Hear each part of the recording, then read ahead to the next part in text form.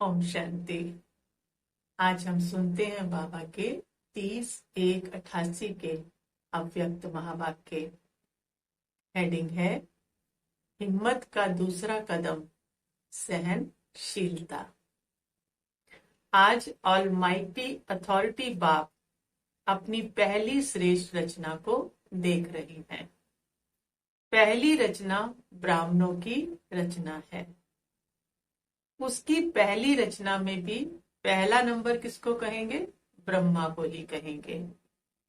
पहली रचना का पहला नंबर होने के कारण ब्रह्मा को आदि देव भी कहा जाता है। इसी नाम से इस आबू पर्वत पर यादगार भी आदि देव नाम से ही है। आदि देव अर्थात आदि रचता भी कहा जाता है और साथ साथ आदि देव अर्थात नई सृष्टि के आदि का पहला नंबर व देव है। पहली देव आत्मा श्री कृष्ण के रूप में ब्रह्मा ही बनते हैं। इसलिए नई सृष्टि के आदि का आदि देव उसको कहा जाता है। संगम युग में भी आदि रचना का पहला नंबर अर्थात आदि देव कहो व ब्राह्मण आत्माओं के रचता ब्रह्मा कहो, एक ही बात है। तो संगम पर भी और सृष्टि के आदि पर दोनों में कौन है? वो आदि है, पहला है। इसलिए उसको आदि देव कहा जाता है। ब्रह्मा ही आदि कर्मातीत फरिश्ता बनता है। और किसमें सबसे पहले है? फरिश्ता बनने में भी आदि फरिश्ता है, सबसे पहला फरिश्ता है। ब्रह्मा सो फरिश्ता और फरिश्ता सो देवता, सब में नंबर 1 है। ऐसा नंबर 1 क्यों बने? वो क्या विधि से बने? इस विधि से नंबर 1 सिद्धि को प्राप्त किया। किस विधि से किया? आप सभी ब्राह्मण आत्माओं को भी ब्रह्मा को ही तो फॉलो करना है ना, फॉलो फादर कहते हैं ना, तो उसको ही फॉलो करना है। क्या फॉलो करना है? अब फॉलो फादर नारे लगाने से तो नहीं होगा ना। क्या किया उसने, उस बात को समझना है और उस बात को फॉलो करना है। नहीं तो भक्ति मार्ग हो जाएगा ना। ग्रंथ को माथा टेक रहे हैं लेकिन उसमें लिखा क्या है उस पर चलते नहीं, तो उससे नहीं होगा। उसका पहला कदम सुनाया ना, जो 28-1-88 की मुरली सुनी थी, समर्पणता, वो पहला कदम था। आज दूसरा कदम है। तो बाबा कहते पहला कदम सुनाया ना, ये तो पहले ही सुनाया है। पहले कदम में भी सब रूप से समर्पण करके दिखाया। दूसरा कदम अब कौन सा आज बता रहे बाबा? सहनशीलता। जब समर्पण हुए तो बाप से सर्वश्रेष्ठ वर्षा तो मिला, बाप से तो मिला, लेकिन दुनिया वालों से क्या मिला? सबसे ज्यादा गालियों की वर्षा किस पर हुई? सबसे ज्यादा गालियों की वर्षा किस पर हुई? चाहे आप आत्माओं को भी गालियां मिली या अत्याचार हुए, लेकिन ज्यादा क्रोध या गुस्सा तो ब्रह्मा को ही मिलता रहा। लौकिक जीवन में भी कभी एक अपशब्द भी नहीं सुना था, लेकिन ब्रह्मा बना तो और किसमें नंबर 1 चले गए? अपशब्द सुनने में भी नंबर 1 रहा, उसमें भी नंबर 1 चले गए। सबसे ज्यादा सर्व के स्नेही जीवन व्यतीत की, लेकिन जितना ही लौकिक जीवन में सर्व के स्नेही रहे, उतना ही अलौकिक जीवन में सर्व के दुश्मन रूप में बने। सबने क्या समझ लिया? उनको दुश्मन समझ लिया। बच्चों के ऊपर अत्याचार हुआ तो स्वतः ही इनडायरेक्ट बाप के ऊपर अत्याचार हुआ ना। क्यों? क्योंकि बच्चों ने किसकी बात मानी? बाप की। तो उनकी बात मानने से अत्याचार हुआ तो बाप को क्या होगा? तकलीफ तो होगी ना। तो किस पे अत्याचार हुआ? बाप पे हुआ ना। लेकिन सहनशीलता के गुण से व सहनशीलता की धारणा से मुस्कुराते रहे, कभी मुरझाए नहीं। मुस्कुराते भी रहे और कभी भी मुरझाए नहीं। कोई प्रशंसा करे और हम मुस्कुराएं। प्रशंसा से तो ऐसा टॉनिक है कि हर कोई क्या करता है, मुस्कुराता है। प्रशंसा तो सबको अच्छी लगती है, सब खिल जाते हैं। तो कोई प्रशंसा करे और हम मुस्कुराएं, इसको कोई सहनशीलता थोड़ी कहते हैं। वो तो हर कोई मुस्कुराएगा। लेकिन दुश्मन बन क्रोधित हो अब शब्दों की वर्षा करे, ऐसे समय पर भी सदा मुस्कुराते रहना, संकल्प मात्र भी मुरझाने का चिल चेहरे पर ना हो, इसको कहा जाता है सहनशील। शील माना चरित्र, ऐसा चरित्र, सहन करने वाला ऐसा चरित्र, ऐसा चरित्र दिखाया। फॉलो फादर करना है ना, तो क्या फॉलो करना है, उसके एक एक शब्द को लेंगे तो पता लगेगा क्या फॉलो करना है। दुश्मन आत्मा को भी, और सिर्फ सहन नहीं किया, मुस्कुराते ही नहीं रहे, दुश्मन आत्मा को भी रहम दिल भावना से देखना, बोलना और संपर्क में आना, दुश्मन के साथ भी, इसको कहते हैं सहनशीलता। ये परिभाषा बता रहे हैं बाबा। स्थापना के कार्य में, सेवा के कार्य में कभी छोटे कभी बड़े तूफान आते ही रहे। जैसे यादगार शास्त्रों में महावीर हनुमान के लिए दिखाते हैं ना, कि इतना बड़ा पहाड़ भी हथेली पर एक गेंद के समान ले आया। ऐसे ही कितनी भी बड़ी पहाड़ समान समस्या हो, तूफान हो, विघ्न हो, लेकिन पहाड़ अर्थात बड़ी बात को भी छोटा सा खिलौना बनाए खेल की रीति से सदा पार किया। अर्थात बड़ी बात को सदा हल्का बनाए, स्वयं भी हल्के रहे और दूसरों को भी हल्का बनाया, वर्णन नहीं किया, छोटा बना दिया बात को। इसको कहते हैं सहनशीलता। सहनशीलता की परिभाषा हम बच्चों को समझ में आ रही है। छोटे से पत्थर को पहाड़ नहीं, लेकिन पहाड़ को गेंद बना दिया, छोटी बात बना दी। विस्तार को सार में लाना, ये है सहनशीलता। विघ्नों को, समस्याओं को अपने मन में व दूसरों को आगे विस्तार करना, अर्थात पहाड़ बनाना। जितना हम विस्तार बताते जाते हैं वो बात क्या होती जाती है, लोगों की और नेगेटिव मिलता जाता है और बात बड़ी होती जाती है। बाबा कहते हैं इसको कहेंगे पहाड़ बनाना।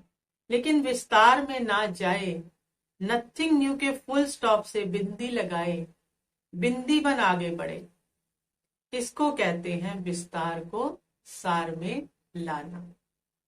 सहनशील श्रेष्ठ आत्मा सदा ज्ञान योग के सार में स्थित हो, ऐसे विस्तार को, समस्या को, विघ्नों को सार में ले आती है, जैसे ब्रह्मा बाप ने किया। हर बात को छोटा, कहीं विस्तार नहीं, कहीं वर्णन नहीं। जैसे लंबा रास्ता पार करने में समय शक्तियां समाप्त हो जाती हैं, अर्थात ज्यादा यूज होती हैं, ऐसे विस्तार है लंबा रास्ता पार करना, और सार है शॉर्टकट रास्ता पार करना। पार दोनों ही करते हैं, शॉर्टकट वाला भी पहुंचेगा, लंबे रास्ते वाला भी पहुंचेगा। लेकिन शॉर्टकट करने वाले समय और शक्तियों को बचत होने के कारण निराश नहीं होते, दिल शिकस्त थके हुए नहीं पहुंचते। वो दिल शिकस्त नहीं होते, सदा मौज में मुस्कुराते हुए पार करते हैं। इसको कहते हैं सहनशीलता। तो कितनी परिभाषा बाबा ने बता दिया सहनशीलता। फिर बाबा कहते सहनशीलता की शक्ति वाला कभी भी घबराएगा नहीं। कि क्या ऐसा भी होता है क्या, ऐसे होता है क्या? सदा संपन्न होने के कारण ज्ञान की याद की गहराई में जाएगा। जितनी बड़ी बात उतना ज्यादा ज्ञान का मंथन, उतना ज्यादा योग की गहराई। और हम बच्चे क्या करते हैं, समस्या आते ही ज्ञान योग पहले छूट जाता है, तो समस्या से तो पार हो नहीं सकते ना। तो बाबा क्या करते हैं, सदा संपन्न होने के कारण सहनशील आत्मा याद की गहराई में जाएगी। घबराने वाला तो कभी गहराई में जा नहीं सकता, वो तो डरता रहेगा। सार वाला सदा भरपूर होता है, इसलिए भरपूर संपन्न चीज की गहराई होती है। विस्तार वाला खाली होता है, इसलिए खाली चीज सदा उछलती है। खाली चीज उछलेगी तो कुछ ना कुछ गड़बड़ करेगी। तो विस्तार वाला ये क्यों, ये क्या, ऐसा नहीं वैसा, ऐसा होना चाहिए, ऐसे संकल्पों में ही उछलता रहेगा। और वाणी में भी सबके आगे उछलता रहेगा, कुछ ना कुछ बोलता रहेगा, डिस्टर्ब रहेगा।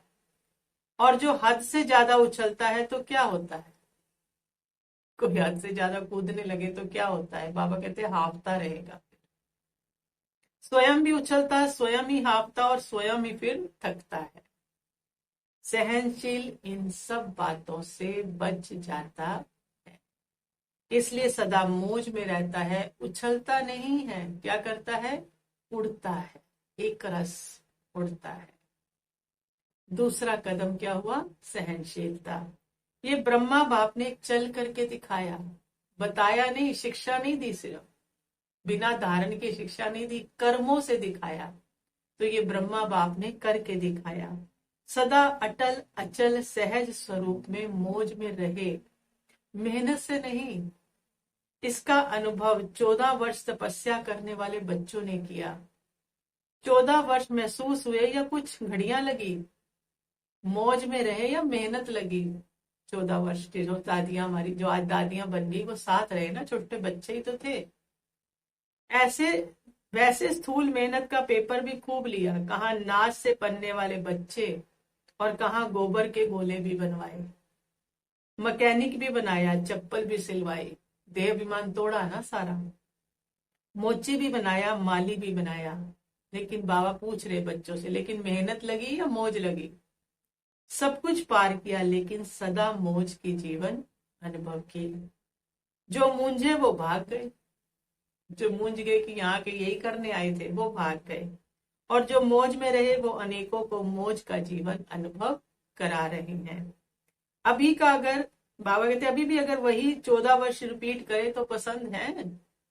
अगर हम बच्चों के लिए बाबा कह रहे हैं तो बाबा कहते पसंद है। अभी तो सेंटर पर अगर थोड़ा सा स्थूल काम भी करना पड़ता है तो सोचते हैं इसलिए संन्यास किया था, क्या हम इस काम के लिए हैं? मौज से जीवन जीना, इसको ही ब्राह्मण जीवन कहा जाता है। चाहे स्थूल साधारण काम हो, चाहे हजारों सभा के बीच स्टेज पर स्पीच करनी हो, दोनों मौज से करें। अवस्था एक रस हो दोनों कामों में, इसको कहा जाता है मौज की जीवन जीना। मुझे नहीं, हमने तो समझा ही नहीं था कि सरेंडर होना अर्थात ये सब करना होता है। मैं तो टीचर बनकर आई हूं, स्थूल काम करने के लिए थोड़ी सन्यास किया है। क्या यही ब्रह्मा कुमारी जीवन होती है? इसको कहते हैं मूंझने वाली जीवन, मौज वाली जीवन नहीं। बाबा कहते हैं ब्रह्मा कुमारी बनना अर्थात दिल की मौज में रहना, ना कि स्थूल मौजों में रहना। और हमने अपने आप को कहाँ गुम कर दिया, स्थूल मौजों में, और मन की मौज कम हो रही है। दिल की मौज से किसी भी परिस्थिति में, किसी भी कार्य में मूंझने को मौज में बदल देंगे। और दिल के मूंझने वाले श्रेष्ठ साधन होते भी, स्पष्ट बात होते भी, सदा स्वयं मूंझे हुए होने के कारण स्पष्ट बात को भी मुंझा देगा। अच्छे साधन होते हुए भी साधनों से मौज नहीं ले सकेंगे। ये कैसे होगा, ऐसा नहीं ऐसा होगा, इसलिए खुद भी मूंझेगा और मूंझा हुआ दूसरे को भी मुंझा देगा। जैसे कहते हैं ना, सूत मूंझ जाता है तो मुश्किल ही सुलझता है। अच्छी बात में भी मूंझेगा तो घबराने वाली बात में भी मूंझेगा, क्योंकि वृत्ति मूंझी हुई है ना, अंदर जो डीप रूटेड है वही मूंझने की आदत बन गई है, संस्कार बन गया है। तो बाबा कहते हैं वृत्ति ही मूंझी हुई है। मन मूंझा हुआ है तो स्वतः ही वृत्ति का प्रभाव, फिर जैसी वृत्ति दृष्टि पर और दृष्टि के कारण सृष्टि भी मूंझी हुई दिखाई देगी। क्योंकि जैसी वृत्ति वैसे संकल्प, वैसे वाइब्रेशन, वैसा वायुमंडल, और उस वायुमंडल में आने वाला भी वैसा ही बन जाएगा, तो उसके साथ वही होगा। अगर वृत्ति ठीक तो संकल्प सही, वाइब्रेशन ठीक तो वायुमंडल सही, और जो उस वायुमंडल में मूंझा हुआ भी आएगा वो भी सुधर जाएगा, सुलझ जाएगा। नहीं तो मूंझे हुए आएंगे और मूंझ जाएंगे। तो बाबा कहते तो सृष्टि भी फिर मूंझी हुई दिखाई देती है। ब्रह्मा कुमारी जीवन अर्थात ब्रह्मा बाप समान मौज की जीवन, लेकिन इसका आधार है सहनशीलता। तो सहनशीलता की इतनी विशेषताएं हैं, इसी विशेषता के कारण ब्रह्मा बाप सदा अटल अचल रहे। तो बाबा कहते सहनशीलता के पेपर सुनाए ना। पहला पेपर कौन सा सुनाया जो बाबा के आगे आया? लोगों द्वारा अपशब्द और अत्याचार। दूसरा क्या आया? यज्ञ की स्थापना में भिन्न भिन्न आए हुए विघ्न। तीसरा क्या बताया? कई ब्राह्मण आत्माओं द्वारा भी ट्रेटर होना है। तीसरी बात, वह छोटी छोटी बातों में असंतुष्टता का सामना करना। अपने ही बच्चे ट्रेटर हो गए, लेकिन इसमें भी सदा असंतुष्ट को संतुष्ट करने की भावना से परवश समझ। उनको क्या समझा? ये अपने वश में नहीं है, परवश है, माया के वश है। परवश समझ सदा कल्याण की भावना से, सहनशीलता की साइलेंस पावर से हर एक को आगे बढ़ाया, हर एक को आगे बढ़ाया। सामना करने वाले को भी मधुरता और शुभ भावना, शुभ कामना से सहनशीलता का पाठ पढ़ाया, करके दिखाया। जो आज सामना करता वो कल क्षमा मांगता। उसके मुख से यही बोल निकलते, बाबा तो बाबा है, हम नहीं कर सकते, बाबा तो बाबा है। ये निकले दिल से कि बाबा तो बस बाबा है। इसको कहा जाता है सहनशीलता द्वारा फेल को भी पास बनाए विघ्नों को पास करना।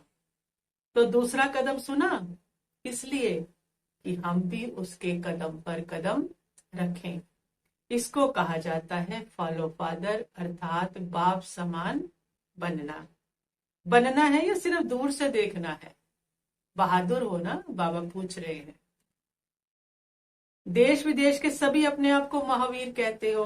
किसी को भी प्यादा कहें तो वो मानेगा कि तुम प्यादे हो। तो सभी अपने आप को महावीर समझते हो ना, तो महावीर अर्थात बाप समान बनना।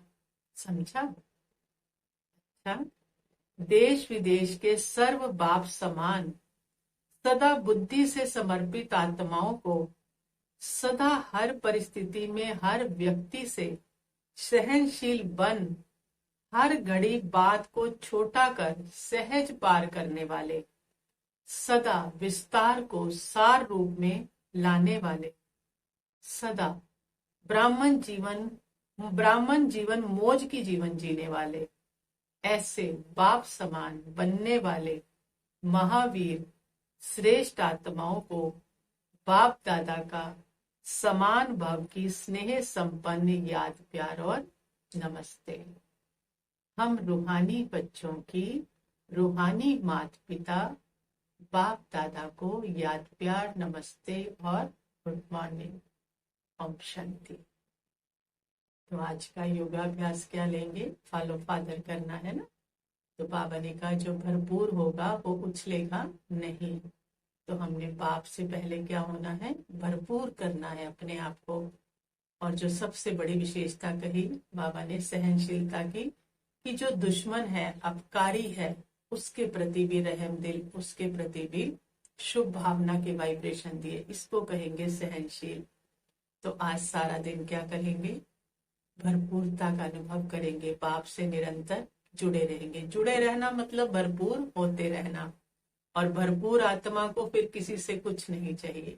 कोई मान कर रहा है या अपमान कर रहा है, उसको फर्क नहीं पड़ता। क्योंकि मान भी क्यों चाहिए, महिमा भी क्यों चाहिए? क्योंकि खाली है अंदर से। और जो खाली नहीं होता उसको भरपूर होने के लिए दूसरों की जरूरत नहीं होती, क्योंकि भगवान भर रहा है। तो आज सारा दिन चलते फिरते भी और योग में जितने भी आत्माओं से लगता है हल्का सा भी डिस्टरबेंस है, या उनसे कोई हिसाब किताब है, या वो आत्माओं का कुछ नेगेटिव है, तो बाबा के साथ बैठकर भरपूर होते हुए हर आत्मा के प्रति रहम की भावना, रहम के वाइब्रेशन देंगे। सबके प्रति शुभ भावना और शुभकामना के वाइब्रेशन देंगे कि हे बाबा ये आत्माएं क्या हो जाए? परवश है। ये परवश से माया से छूट जाए और बाबा के बच्चे बन जाए। इनके मन का सारा मैल जो है वो खत्म हो जाए। ऐसी शुभ भावना से आज बाबा के साथ भरपूरता की स्थिति में योग करेंगे। अच्छा, शांति।